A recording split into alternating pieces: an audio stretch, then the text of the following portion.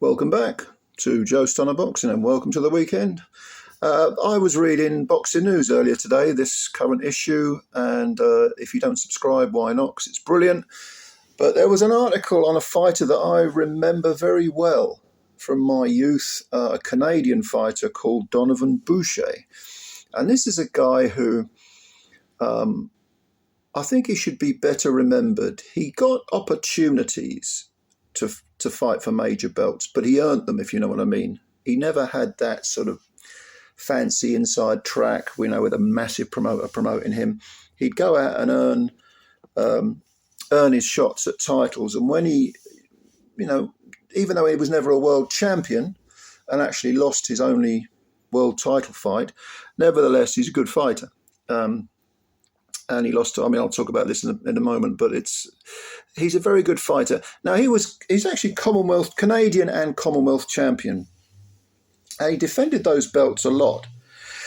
And certainly, considering the Canadian belt, I'm not that up on domestic Canadian boxing, but I don't know whether the Canadian belt is used kind of like the British title sometimes as a sort of springboard to, European title shots, world title shots. That's the British belt. I don't know whether Canadian title holders, use it as a sort of, like I say, like a sort of a gateway to bigger things. But that's certainly true of the Commonwealth belt, because if you think about it, not many people who win the Commonwealth belt, they don't defend it that many times. Sometimes they don't defend it at all. But Donovan Boucher did. He had, I think, 7 Commonwealth title fights, and a lot of them were in Britain, and he won almost all of them. So he was kind of a proud Commonwealth champ who kind of got lost in the mix a little bit. He was kind of like a member of what Mickey Duff used to call the Who Needs Him Club. So basically, this guy, Donovan Boucher, was born in Jamaica. Yeah, I think his mum took him to Toronto to live, where he was when he was still a child. He took up boxing because he was getting picked on in school, I think. And he turned pro in 1985 in Canada. He did have one fight in the United States early on. I think it was his 3rd fight. But mostly he was in Canada for the most part. And he gradually built up a good reputation. He would win a lot of his fights by decision, which suggested he wasn't a big hitter. But as we know, if you're fighting, if you're an up-and-comer and you're learning the trade, or maybe you're fighting good journeymen, you might not get that many knockouts early on in your career. You might, you're cutting your teeth in the game and gradually building up your skill set. And he ended up winning the Canadian title, and at this point he'd only had I think 1 defeat, and that was a 10-round decision to a guy called Chris Clark, who I got to be honest, I don't know a great deal about. So he's only been defeated once. I think he had about 17 wins to go with the one to accompany that 1 defeat. But again, Chris Clark had something like a 28-3 record. So it was a learning curve for Donovan Boucher. And because he'd had that loss on his record, and because a lot of his earlier fights were on points, no one really thought of him as being that much of a threat. But he did end up winning the Canadian title. It was vacant. He won it against a guy called Danny Winters, stopped him in 7 rounds. Then he defended over a guy with a very statistically poor record, 9-3, guy by the name of Wayne Gordon. Stopped him in 11 rounds, so that went quite a distance. And so he was considered perfect fodder for Sean O'Sullivan, who was the Canadian, I think he'd been an Olympian, and he came in with a 17-2 record. He'd been stopped in 3 rounds by Simon Brown. No shame in that, because Simon Brown was one of the best welterweights of the 90s. And also Luis Santana had stopped him in 11 rounds. Again, Santana was a good fighter. He ended up with a patchy record, but he could fight a little bit, Santana. He was a durable guy, very durable guy. He had those, bizarre three fights with Terry Norris where he won 2 by disqualification on the bounce. And then Norris finally got rid of him in a couple of rounds. He had 3 fights in a row with Terry Norris. Terry Norris was an absolute killer in the 90s at light middle. And Santana, to some extent, he kind of sullied his tough guy image because he was considered a very tough, durable guy by doing the Dying Swan act twice in a row and then finally getting blasted out. Eventually, Norris got it right third time and knocked him out in 2 rounds. But when he fought O'Sullivan, he had something left. He still had some ambition. So Sullivan had vulnerability, should we say, even though he was considered, this darling of the Canadian media. And lots of people wanted to see O'Sullivan fight. He was big box office. And he was expected, well, maybe not expected, I don't know, but he was considered, wrongly in my opinion, the favourite over Boucher. This was in 1988, by the way. Now, this was a massive event. It took place in Toronto. I think there were about 20,000 people turned up. O'Sullivan was a big star, and he was knocked out by Boucher in 2 rounds. It was a terrible defeat for O'Sullivan. Boucher, like I say, I think he'd had about 17 fights with 1 defeat. And in the first round, the thing about O'Sullivan was, first of all, he was quite tall for the weight. Certainly he was 2-3 inches taller than Boucher. But he would stand upright, and he had such a porous defence. In a sense, he'd stand square on. I never rated him at all. I'm sorry to say this, but I never rated Sean O'Sullivan from the moment I saw him, which was quite early on in his career. I thought it's not very good. Technically, he's not very good.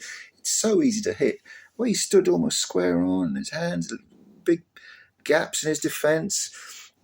And if you're in against someone like Boucher, who was essentially a guy who was going to throw a lot of punches at you, he relied heavily on work rate as part of any game plan he had, you could be in trouble. Sure enough, in the first round was give and take, and it was a good action fight while it lasted. Both guys exchanging.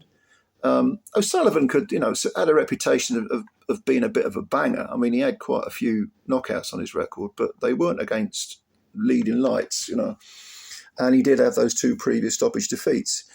And Boucher, in the second round, landed a combination. They were swapping punches for the whole fight virtually. Landed a combination. Down went Boucher. And he tried to get, I think he did get up. And he managed to beat the 10 count, but he was in no shape or condition to continue. So the referee quite rightly stopped the fight. So 1 knockdown, and suddenly Boucher... he's got himself a big scalp on his record, a big scalp. So he kind of made a name for himself to some extent with that fight. It was a very good win. And again, that was a defence of the Canadian title. He carried on defending the Canadian title, and then he went to the US, and it didn't turn out for him in the US because he lost to Jason Waters, who was a gatekeeper type, another fighter who didn't get many opportunities, had a good record. At the time he was 14-2 with maybe a draw, and then you had Donovan. So that was a setback for Donovan, but he stayed on in America, and then he had a real big setback, which was Glenwood Brown, who was a very good welterweight from the 90s. This was in 1989. Brown would go on to, late 80s and the 90s. That was Brown, the first half of the 90s. That was Brown's sort of the zenith of his career. He was a world champion, got to be a world champ, and he beat some good guys.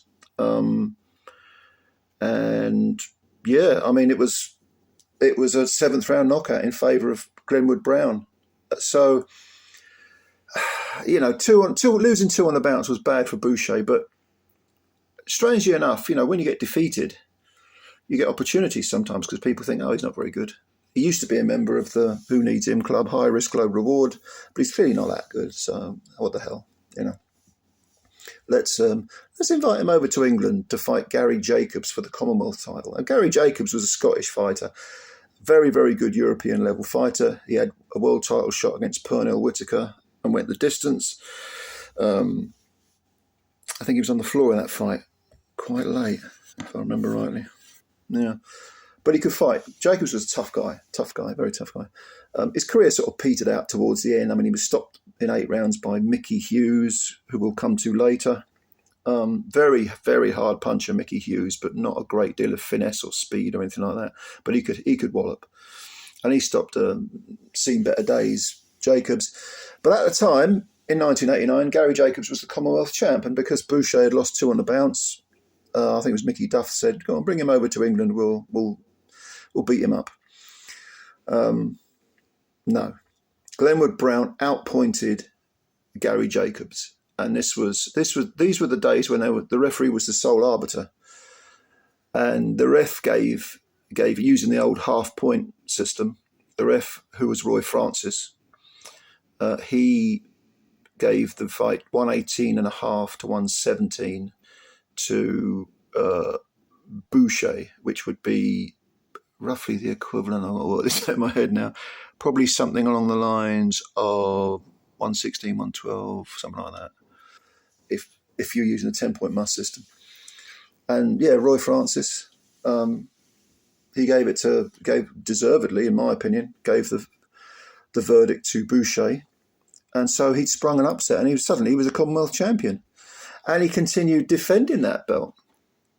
In fact, he had his Canadian title still, so he was a two belt champ. Defended against Brad Jeffries in 1991, and he got invited back to England again to fight none other than Kirkland Lang. And Lang was like 9 years removed from his win over Duran, which was, of course, his finest moment. That 10-round decision, deserved decision over probably a less than motivated Duran. But I remember Kirkland Lang getting his act together quite late in his career and doing a lot of good work, beating some good guys like George Collins. He absolutely humiliated George Collins, beat him up, took the piss, stopped him in 5 rounds. Gary Jacobs had also beaten George Collins when he was undefeated, and Collins never fought again. So Lang had something left, but Boucher, walked him down. Lang had that bizarre style, low hands, standing side on. If you've never seen Lang fight, go and watch it. It's very, very unusual style. Big party man, liked to drink, liked a bit of the puff, and that don't mix with boxing, to be honest with you. So Lang, massively talented, but very, very much a hot and cold fighter. Colin Jones knocked him out twice. A lot of Lang's defeats, you'd think he shouldn't have lost those fights if he'd been motivated, if he'd been in fit and so on. Well, he got knocked out by Donovan Boucher, who defended the Commonwealth belt.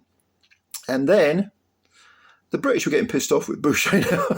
So he got invited back again the same year to fight Mickey Hughes, who had that 8-round win over Gary Jacobs, who Boucher had beaten.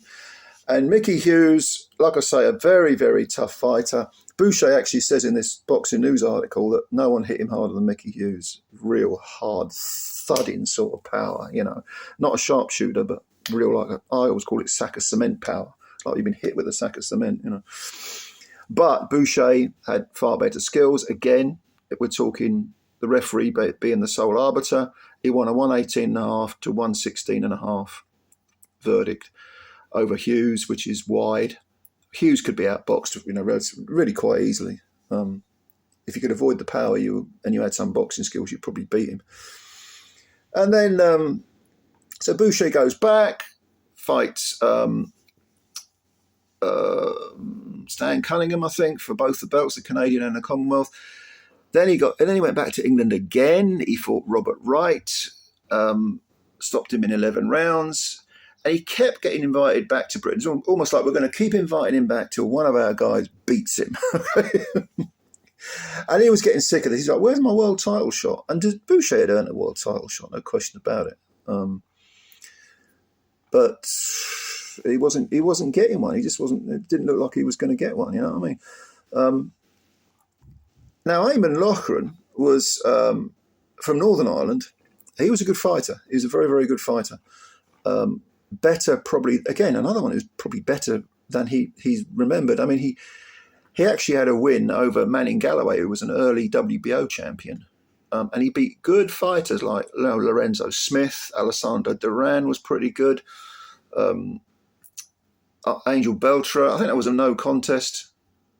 I can't remember. Was it a clash of heads or something? Some sort of accidental clash of heads, I think. Can't remember. And eventually he would lose his... He actually won the WBO welterweight title when he beat Galloway. No, he didn't. No, Galloway had lost the title, and I think it was Durant. No, it was Lorenzo Smith. Lorenzo Smith who had the WBO, or was it vacant? I can't remember. I should have looked at this beforehand. Anyway, he did pick up the WBO title, but prior to that, he won the Commonwealth belt by stopping Boucher in 3 rounds, which was kind of a shock, to get Boucher out of there very, very quickly, that quickly. And it was kind of, I think Boucher says that he was just so sick of waiting for his title shot. He was pissed off. And he was kind of flat and demotivated, and whatever you want to call it. And he surrendered that Commonwealth belt that he defended so many times. Yeah, kind of with a bit of a whimper rather than a bang. But here's the weird thing. Again, if you get defeated sometimes, people think, oh, he's an easy touch. Yeah, go on, bring him over. And who brought him over? To England again, but this time for a world title shot was none other than Crisanto España. And this was for a world title. I think it was a WBA title. I'll have to look it up. But España was undefeated in 29 fights. Very, very good fighter. Only ever lost 1 fight. And that's when Ike Corte stopped him in 11 rounds. But España was a very, very good fighter. And it took a fighter of the caliber of Corte, another excellent welterweight from the 90s, to beat him. He actually finished his career with 31 wins, 25 KOs, and just that one defeat, that stoppage defeat to Corte, which was a late stoppage. Very, very long, rangy fighter, España, from Venezuela, settled in Northern Ireland. I think he married a Northern Irish woman. And he had a nickname, Claws. And I don't know where this came from. I'm not certain where this came from, but he did have such long arms. It was like they were claws, grabbing you. And lo and behold, Boucher suddenly found himself fighting him for a title. Now, he got stopped in 10 rounds, Boucher did. You can make a case for Boucher being past his best by that point because it taken him so long to get a world title fight. But nevertheless, to go 10 rounds with España, it wasn't a bad result. He didn't disgrace himself. Well, Boucher, there was an irregularity in one of his brain scans, and he actually ended up retiring in 1996 because of this. But there were some further brain scans 11 years later in 2007 that revealed there was nothing wrong with him. There was a dot on one of the scans that could have been a blood clot, but they weren't sure. I guess it may have been better technology, more advanced technology. They scanned him again. They said, no, there's no blood clot there. So he took up his license again. But by this time, he was in his 40s, I think, Boucher. And he made an attempt at a comeback in 2007, 2008. He fought twice for the Canadian title, but got stopped in 9 rounds by Gareth Sutherland. And then they had a rematch. And this was over 10 rounds, by the way, not 12. He lost a split decision over 10. And by this point, like I say, he must have been in his 40s. Yeah, I would say so. Probably pushing 50. And then finally, he did retire for good in 2008. Now, there are plenty. I've mentioned plenty of welterweights from the late 80s, the 90s in this video that really should be remembered better. Certainly, España was a world champion. Lochran held the WBO title. He was pretty good. These are good fighters. These are good fighters. And a lot of them fought each other, so they weren't sort of hiding away. Boucher finished with 33 wins, 18 KOs, probably hit harder than that suggests. He had 7 defeats with 4 stoppages, no draws. So he had 40 fights, made not countless, but a lot of Commonwealth title defences, a lot of Canadian welterweight title defences, and was a very, very good fighter, And the people he beat, especially away from home in England, Lang, Mickey Hughes, Robert Wright was a good win. You had to be good to beat this guy. You had to be good. So, yeah, I mean, there's Donovan Boucher for you. I don't know how well remembered he is in Canada, but he certainly deserves to be. He was a very, very underrated fighter, in my opinion. And yeah, I don't know, maybe I'll do a few of these videos about these welterweights from the 90s, because some of them are very, very unfairly forgotten. Like Alessandro Duran, Lorenzo Smith, people like that. Manning Galloway, I mentioned. Manning Galloway had such a patchy record and was much, much better than his record suggests. I think he ended with 63 wins. He only had 14 KOs. He was sort of a scuffer, he didn't really put any weight behind the punches. He had 19 defeats with 6 stoppages and a draw on his record. But that's a have gloves will travel guy. And he was I think he might have even been the first WBO welterweight champion. And he made his living fighting in America. All over the bloody place. He was a good fighter. I liked him. Anyway, getting back to Donovan Boucher. What do you remember of Donovan Boucher? If you're Canadian, please comment, because I want to know just how well he's remembered, because he deserves to be remembered. And if you're old like me, and you remember the Sean O'Sullivan versus Boucher fight, how big was that in Canada? Let me know. Let me know, because I'm curious to know. All right, ladies and gentlemen, I hope you did enjoy this lengthy video. Thanks for sticking with me. If you did like it, please hit the like button. And, of course, if you're a new subscriber, hit subscribe as well. Thank you very much. I hope you have a nice Saturday, and I'll catch you later. Bye for now.